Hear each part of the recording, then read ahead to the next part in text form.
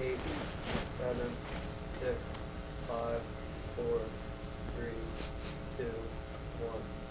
Welcome back to Slippery Rock Sports Forum. Let's head into our final 3 topics of the night.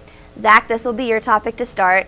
The topic will go back to college sports and the announcement of TCU joining the Big East, mainly for the purpose of being in one of the automatic bid BCS spots for football. What are your thoughts on this move? Actually caught me by surprise that TCU would end up in the Big East. I mean, they're down in Texas, so if anything, I figured they would try to join the Big 12. I figured that much. But they're going in for their sole purpose is football, but actually it's gonna be all sports are moving to the Big East. So I don't see them doing much for the conference in terms of other athletic, competition. But for football, that'll possibly give the Big East notoriety. I'm sure Bill will have some more information about his thoughts on the Big East here in a little bit. But as far as them gaining notoriety, I feel it would be good, and TCU would obviously be a perennial powerhouse within the Big East for years to come, Bill.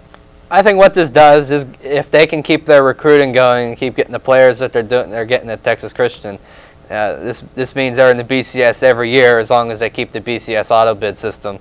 Because the rest of the conference is just, I called it trash earlier. I don't know, words can't fathom when I think of this conference. When your potential champion isn't even ranked, I'm sure UConn has at least a 500 record. Thank God. I think they're 7-5, maybe. 7-5. Pitt is now 6-6, and they had a chance as of Saturday to win it. They're so bad. It helps them in football. It doesn't help them in basketball. They don't need help in basketball, but as we know, basketball is not the moneymaker in college sports.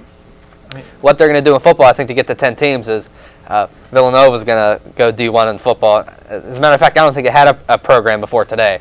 But we heard rumors that Texas Christian coming in earlier, in the middle of the season. I thought it was, hearsay, rumor.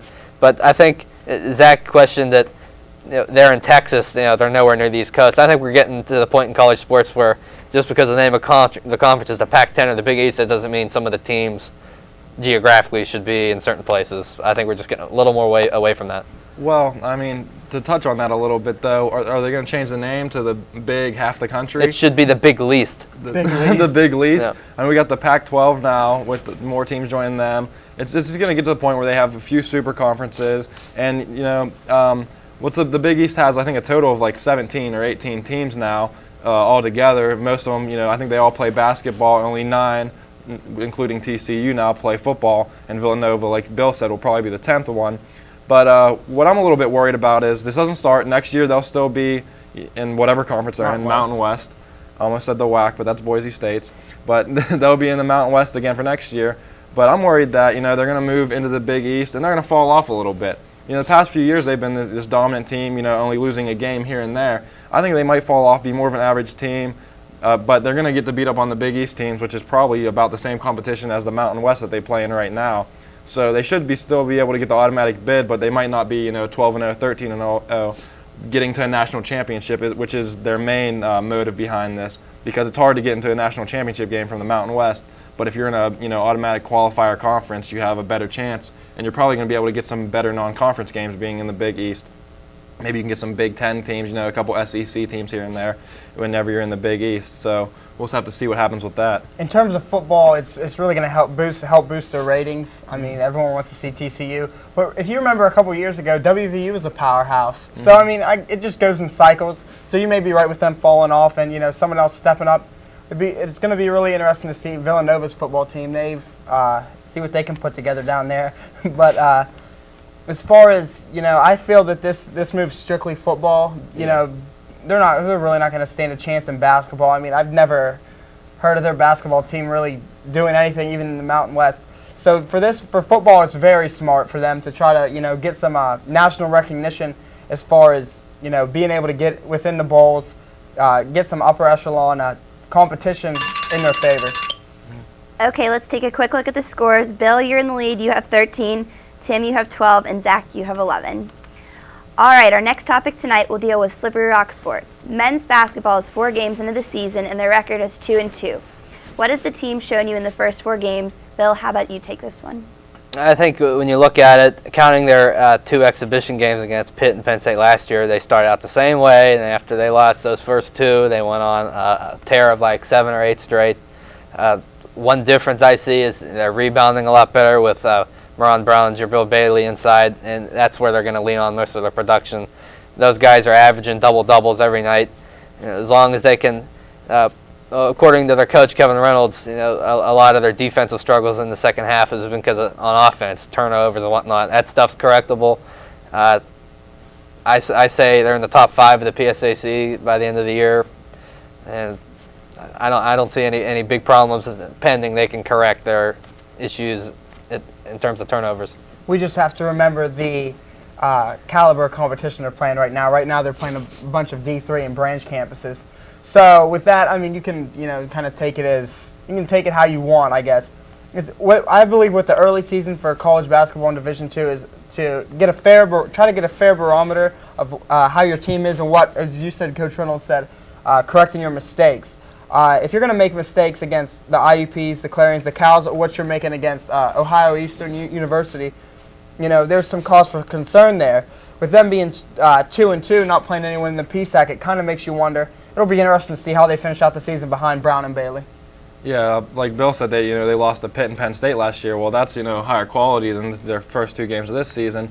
But I think that they're starting to live up to some of their expectations a little more. They're finally rebounding better. I look at the box scores. It seems like somebody has a double-double or better every night. Somebody's pulling in 10, 11 rebounds. So looks like guys are starting to do their job. And like you said, it's just trying to correct all your problems. Whenever you're playing these early games out of conference, you're really just playing yourself in a lot of the games, where you just want to make sure you don't make those big mental mistakes, making the major mistakes, get your team all on the same page, and you get everything going on the right track, and then they should be fine. But I think it's going to come PSAC play. They have a decent chance. I have them going, a chance to be in the top half of the PSAC, possibly get into the playoffs. But it's still early in the season, so we just have to see what happens now.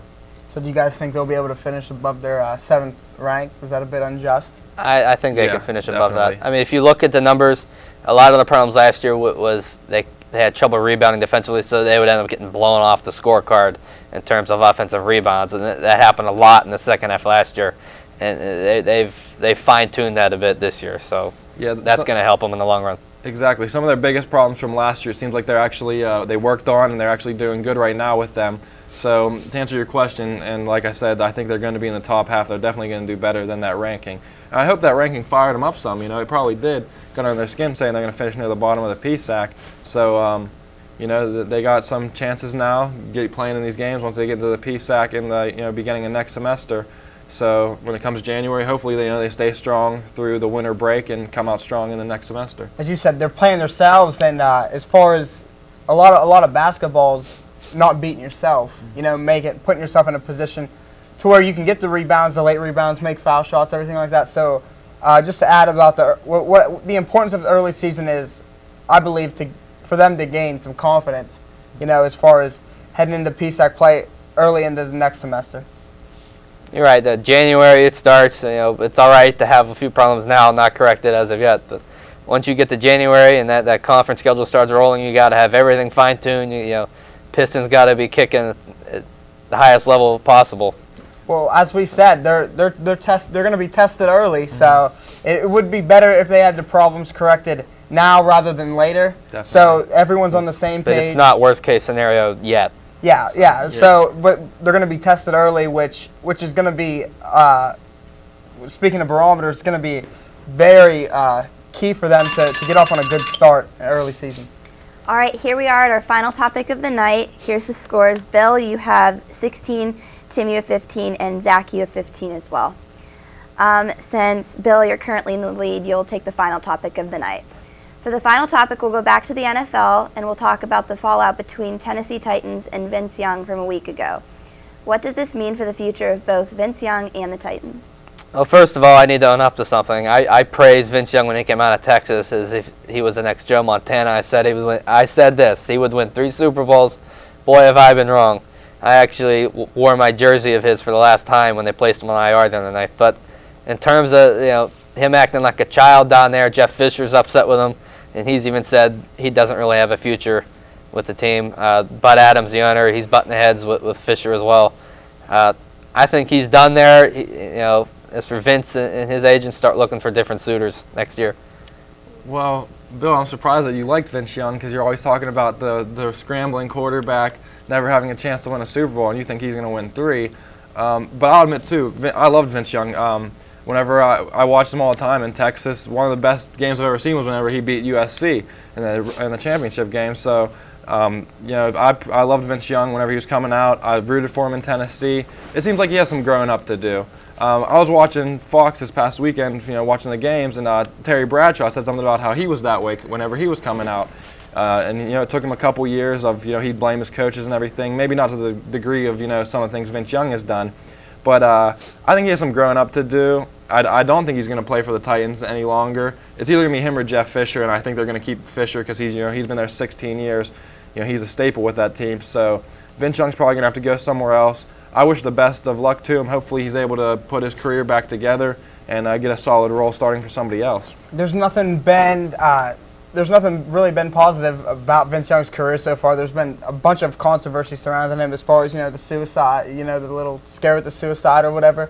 As far as that goes, I'm also a Vince Young fan. I liked him whenever he was at Texas. But I think what their problems are, him and Fisher, Vince kind of, I guess, wants to, as you said about his maturity, Vince kind of wants to take the head roll and maybe call some of his own shots out there, I feel. So with that, him and Fisher are bumping heads on that. And, what actually started the whole thing was Fisher and Young got into an argument about his injury. Mm-hmm. Vince thought he could play. Jeff said, no, you're not going back in. Actually, in Vince's benefit, if you think about it, he goes out there and gets hurt, he might be done.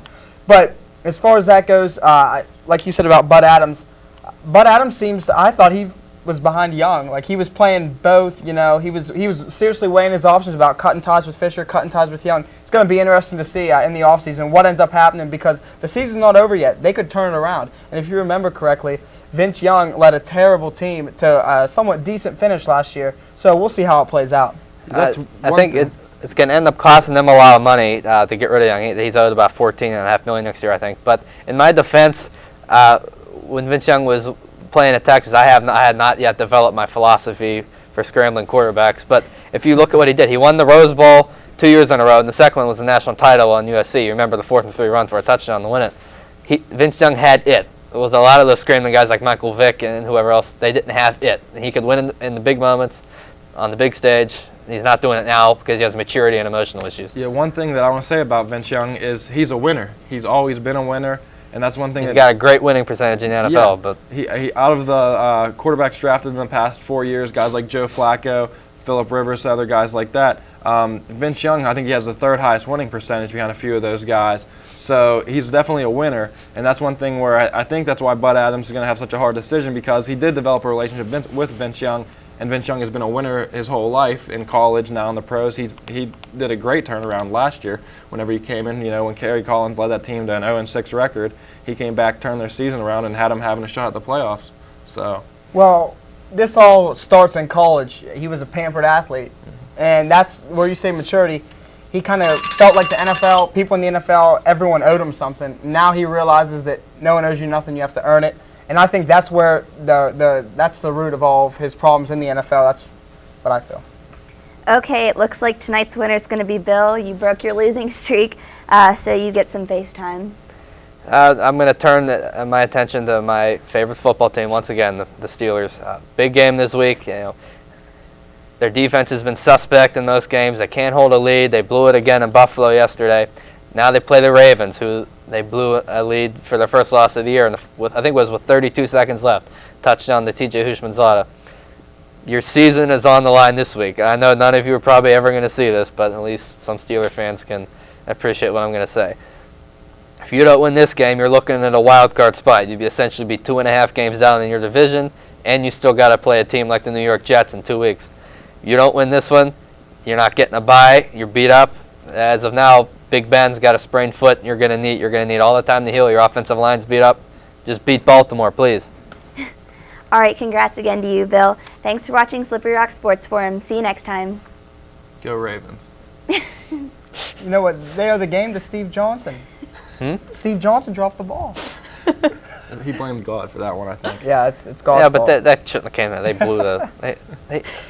If he would have caught that, that would have been a 22-3 run for Buffalo.